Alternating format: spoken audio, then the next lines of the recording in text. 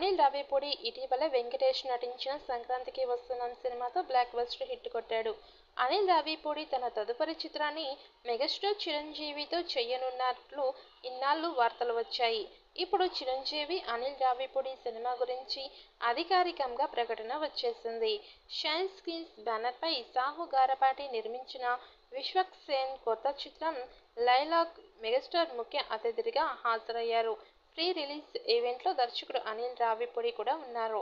Megastar ఈ ప్రాజెక్ట్ను వేదికపై ధృవీకరించినప్పుడు అందరూ ఆశ్చర్యపోయారు. ఈ వేసవిలో మెగా 157 షూటింగ్ ప్రారంభం కానుందని, త్వరలోనే విడుదల తేదీ వెల్లడిస్తానని చిరు తెలిపారు. ఈ సినిమా అవుట్ అండ్ అవుట్ కామెడీగా ఉంటుందని, కథ చెప్పగానే నవ్వు ఆపుకోలేకపోయాను అని చెప్పారు.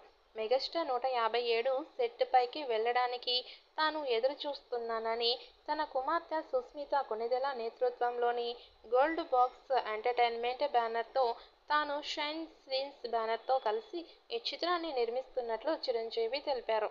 అయితే ఈ సినిమా షూటింగ్ మొదలు కాకుండానే ఈ సినిమా వచ్చే సమ్మర్లో మొదలుపెట్టి 2026 సంక్రాంతికి రిలీజ్ చేస్తున్నట్లు చెప్పుకొచ్చారు.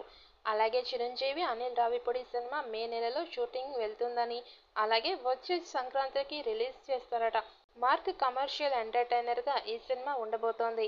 ఇక ఇందులో వింటేజ్ చిరంజీవి కనిపిస్తారని కూడా నిర్మాత చెప్పుకొచ్చారు. ఇప్పటికే అనిల్ రావిపూడి వరుస విజయాలతో ఫుల్ జోష్లో ఉన్నారు. సంక్రాంతికి వస్తున్నాం సినిమా రీజనల్ సినిమాలలోనే ఆల్ టైమ్ ఎక్కువ కలెక్షన్స్ని సాధించిన సినిమాగా రికార్డులను తన ఖాతాలో వేసుకున్నారు. ఇక మెగాస్టార్ చిరంజీవితో అంతకు మించి హిట్ కొట్టాలని అనిల్ రావిపూడి ప్లాన్ చేస్తున్నారట. మరి ఈ చిత్రం ఎలాంటి రికార్డ్స్ క్రియేట్ చేస్తుందో చూడాలి.